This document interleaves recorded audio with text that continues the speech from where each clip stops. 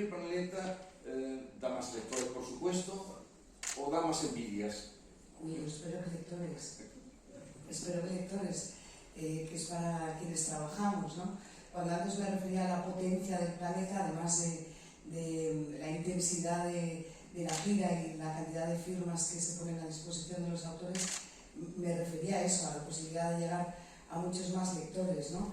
Yo creo que si algo hace Planeta y singularmente el premio es democratizar la lectura, y lo digo con toda la grandeza de la palabra, ¿no? El premio Planeta se compra en las librerías, se presta en las bibliotecas y comparte carrito de la compra con los yogures, es decir, está en los supermercados, que para mí es la aspiración máxima que puede tener alguien que escribe, ¿no? Además, yo, Alfonso no sé, pero yo escribo mayoritariamente para las mujeres, lo cual no significa que escriba para los hombres. Pero, y de hecho ayer lo hablábamos... Hay un hombre que ha leído su novela, que soy yo. Creo que aparte del jurado, yo fui de los primeros en leer la novela de los hombres. Sí. Y yo me quedé hechizado, pero de hecho en otras ocasiones, porque es que es una novela que no es de mujeres, pero es una novela humana. Y trata unos temas muy profundos de la alma humana, que es de hombres y de mujeres, es que es de la especie. Sí, pero el día que... Ayer además lo veníamos hablando en el AVE, que además nos tocó el AVE largo, 3 horas. Ah, el AVE largo. Sí, yo creo que es más corto, ¿no? Es que se va parando en todos los sitios posibles. Puerto Llano, paramos en Córdoba, ¿dónde más paramos? En Villanueva. En mi pueblo, que nos costó mucho parar allí. Es que no me has dejado muy hora. Con gusto paramos en Villanueva, no se subió nadie ni se bajó nadie, o sea, que tú eras.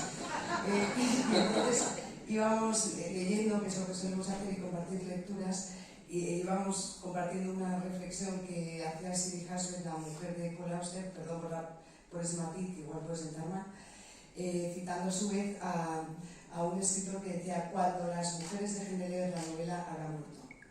Alfonso, ¿ves? Somos nosotras las que también movemos en parte el mundo editorial. Por favor, que no se me enfaden los hombres, porque además ella decía: me encanta cuando vienen los hombres que me leen, decía Siri, que me leen y dicen: vengo a que me firme para mi mujer.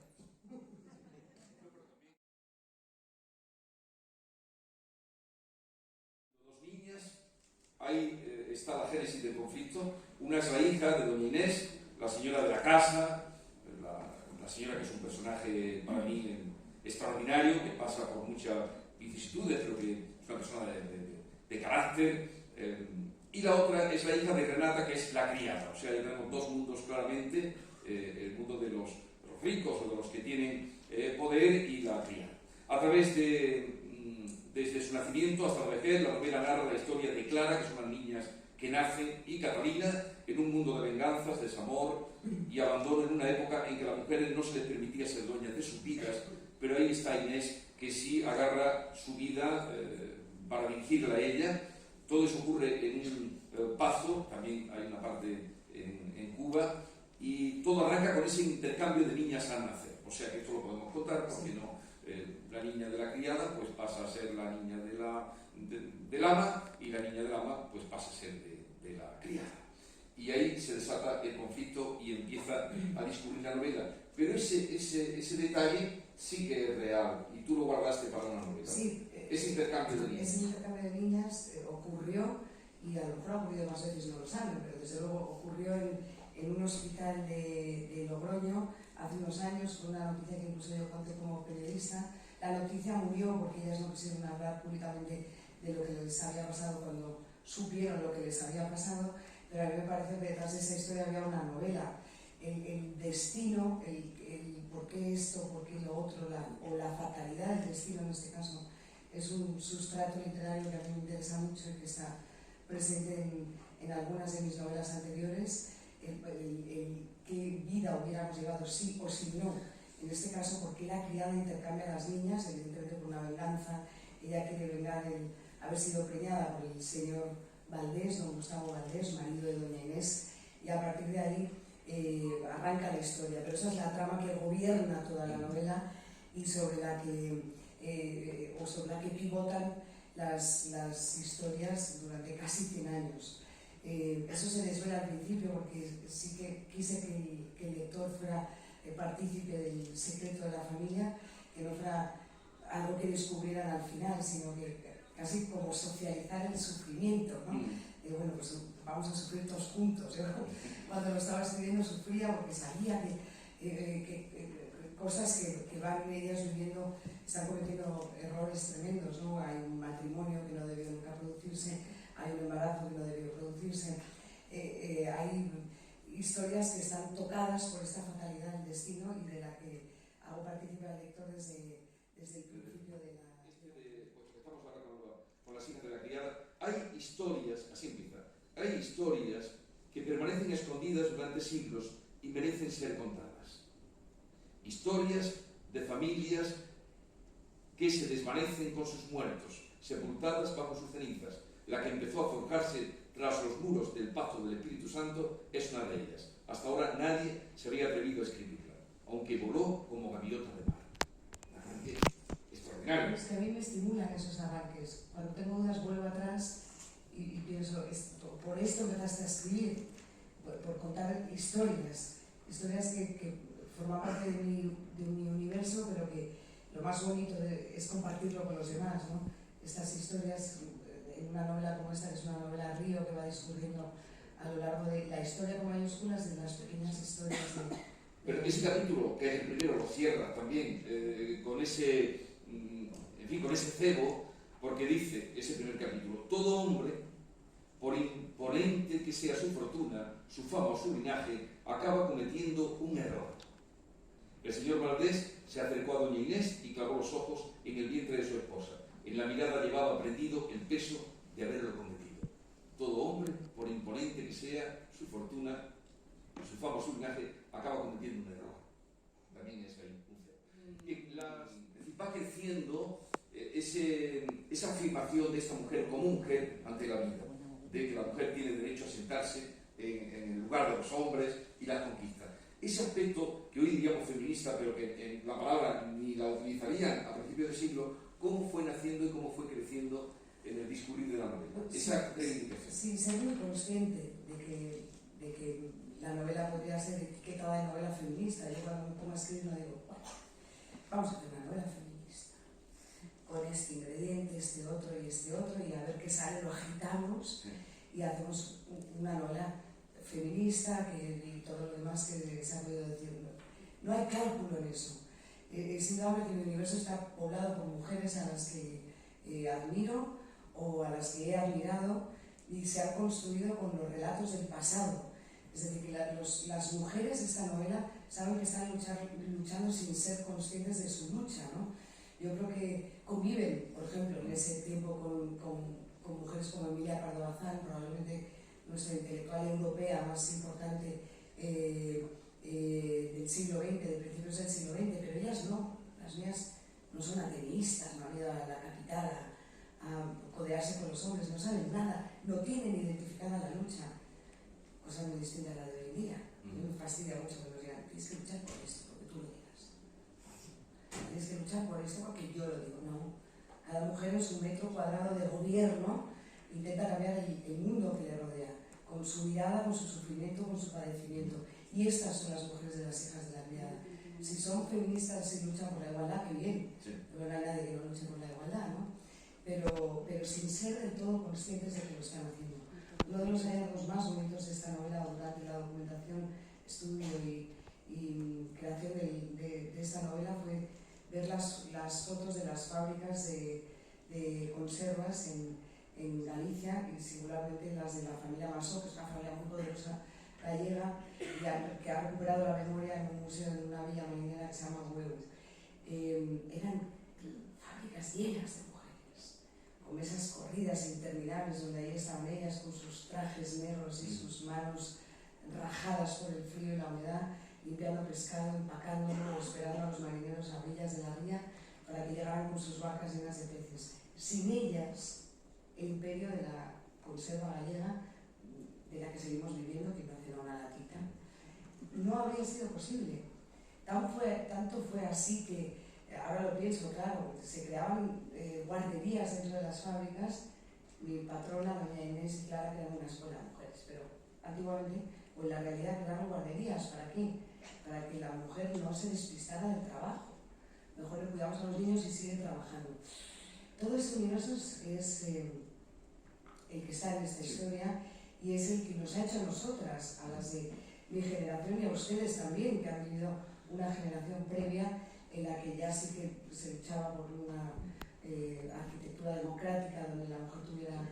Sí, pero siempre había mujeres, de hecho la palabra feminismo que sería la de hoy, ahí eran mujeres que luchaban por su lugar en el mundo, sí.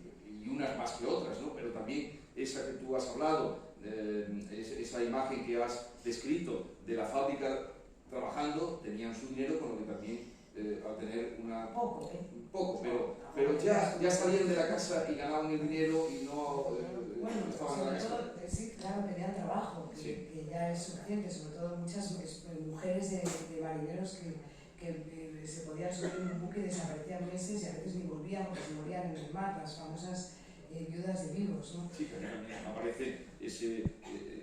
también aparece un naufragio y esa novela, amor, en la vida sin amor, ¿no? No sería. ¿Quién comprende esto? Nadie. Los elementos, además, de las novelas se van repitiendo siglo a siglo y no cambia nada la forma.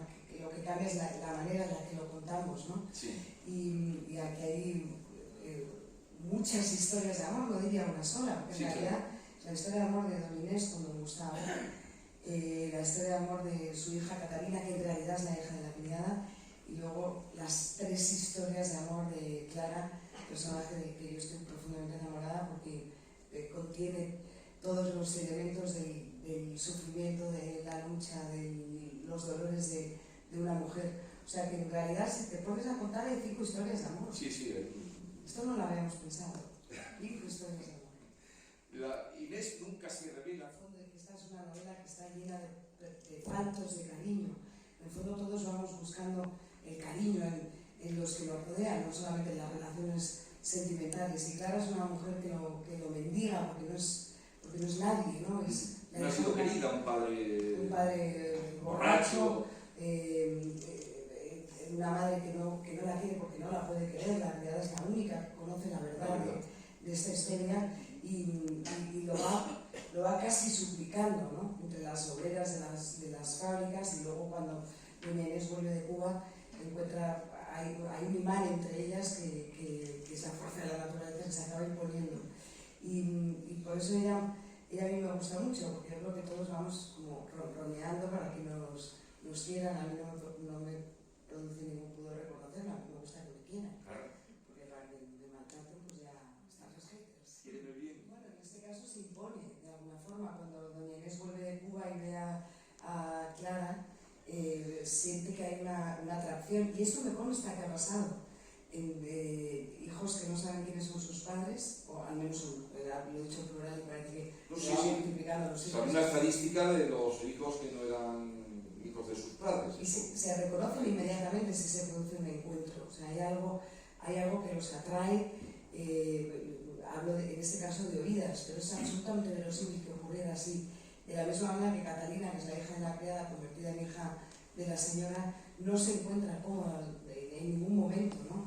Es el personaje que quizá más me ha costado crear por la dificultad que tiene para hacer creíble que alguien que vive en un entorno acomodado sienta rechazo por él, ¿no?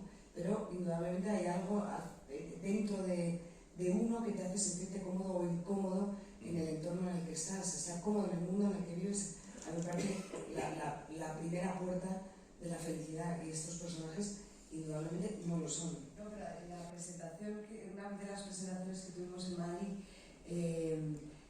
también el conductor de la presentación nos invitó a leer con los libreros. No veía nada, pero me daba vergüenza porque ahora me hago la joven. Entonces digo, me voy a decir, pero no veo, porque claro, pobre mujer. Pero aquí sí que puedo ver. Tras la guerra perdida, la renuncia a la soberanía sobre Cuba y las entregas de Puerto Rico y Filipinas, España había dejado de ser un imperio y doña Inés temía encontrarse con un país hostil en el que ya no fueran los señores del azúcar sino los perdedores de la historia. Sin embargo, no se atrevía a hablar con el señor Valdés de esos temores porque su opinión nunca le había importado a nadie. En realidad, la opinión de las mujeres importaba poco a los hombres pero mucho al resto de señoras. Por eso doña Inés saciaba sus intereses en la prensa que llegaba al Pazo o en los libros con los que se entretenía cuando don Gustavo estaba en el aserradero. Se sentaba en la alfombra de la biblioteca y podía pasar horas leyendo a la Pardo Bazán los poemarios de Rosalía. Lo que aprendía lo soltaba en las meriendas de las señoras y les indicaba lo que tenían que pedir a sus esposos. Pídanles libros, que duran tanto como las joyas, les decía. Si calaban alguno, eso que había ganado la humanidad. Lo mismo hacía con las obreras del aserradero, aunque el discurso era distinto. Les decía que si ellas lo querían, no se dejaran manosear por sus maridos, que no permitieran que ningún hombre les levantara la mano, que los insultos estaban prohibidos y que rebajaran el vino con agua para evitar borracheras. Todo aquello contradecía las homilías dominicales de don Castor, pero a doña Inés le daba igual. Si el cura decía que la mujer estaba al servicio del hombre, la señora Valdés se revolvía en el banco y miraba al Cristo de la cruz exigiéndole explicaciones, pero allí no contestaba nadie.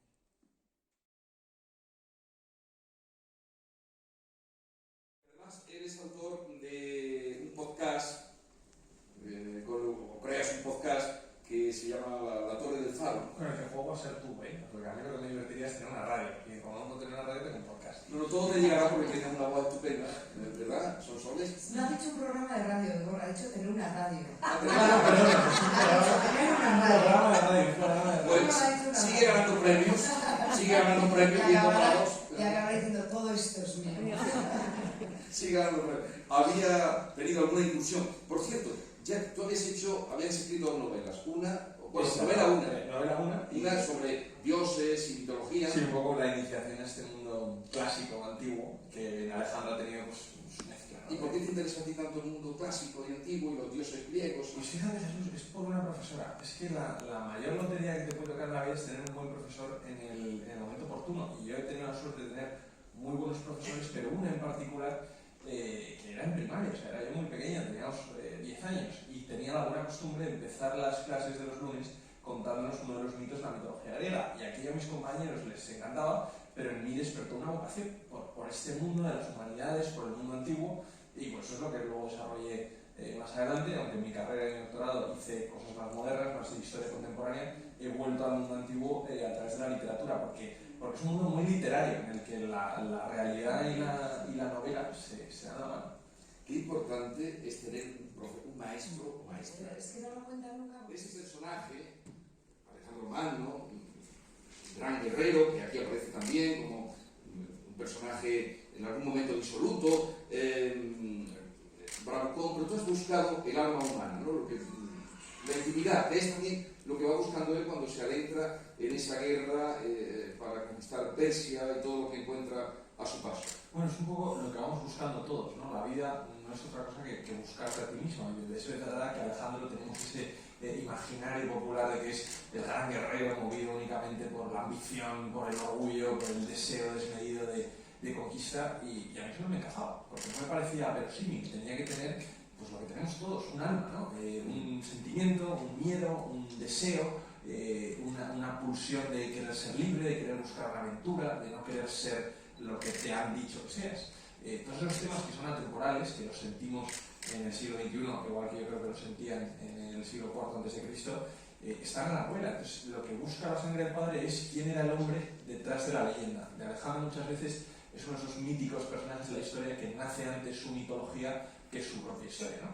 Entonces, la novela busca encontrar quién era este personaje humano, quién era el ser humano no tan distinto de la opinión. ¿Esto es tuyo o hay referentes de que él iba en la batalla? Él iba en la batalla primero, su padre también, y además iban con una coraza de color azul, de hierro azul, con una crin roja enorme. O sea, se identificaba perfectamente que ese era el rey, lo cual era peligrosísimo, porque el ejército enemigo sabía perfectamente dónde estaba la serpiente para descabezarla. Y sin embargo, eso está constatado que tanto Alejandro como Filipo lo hacían. Los persas no. Los persas, los reyes persas, que iban a la guerra con su familia y con su corte a piezas casi para demostrar que no tenían miedo, se quedaban siempre en la retaguardia mirando los ejércitos desde los carros y luego muy al final igual entraban en combate, pero los macedonios iban los reyes, las crónicas... Pero también fue su cuñado, esto es... Se acaban separando, ¿no? cuando se vuelven cuñados es ya porque la vida los ha separado, pero Hefestión era el amante de Alejandro. La homosexualidad en Grecia estaba a la orden del día, pasaba entre los chicos jóvenes que crecían juntos, y luego Alejandro también tiene la necesidad de casarse con una mujer para tener un hijo, porque ese es su deber de rey principal y se encargan de recordárselo. Entonces, a lo largo de toda la novela existe esta tensión entre el deseo y el deber, ¿no? Y como Alejandro su corazón le pide a Hefestión, pero todo el mundo a su alrededor le dice: una mujer para que tengas hijos, porque lo más importante no es tu vida, lo más importante es la vida del siguiente. Los reyes tienen que asegurar no su propio reinado, sino el reinado del que viene, para evitar el caos a la muerte, ¿no? El caos sucesorio. Y la historia de amor con Hefestión es el eje central de la novela, porque la historia de superación, que es la de Alejandro en La sangre del padre, aparte de la aventura y de la intriga palaciega y de todo lo que adorna su vida, es con Hefestión a su lado, ¿no? Como en Grecia es un amor entre hombres libres, entre hombres que son iguales, que son amigos, que son hermanos casi, y como cuando va avanzando por Persia, y Alejandro va adoptando cada vez más costumbres de los reyes persas, y se va volviendo más tirano como rey, también se va volviendo más tirano en sus relaciones personales con sus amigos, con la gente que le rodea y sobre todo con Hefestión, donde ese amor ya no es entre iguales, sino que es un amor entre un amo y un esclavo. Entonces, como el amor acaba destruyendo también a Hefestión y de alguna forma Alejandro.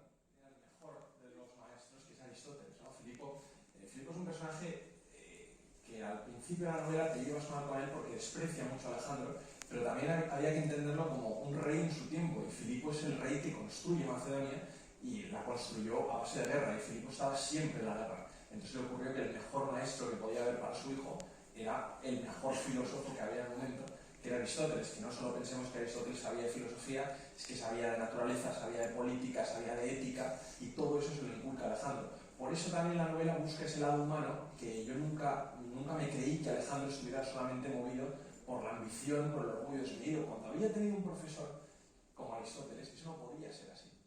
Tenía que tener más vida. Escrito mucho tiempo después de que viviera él. Sí, completamente. Del tiempo de Alejandro, las únicas fuentes que tenemos son piedras, no hay texto.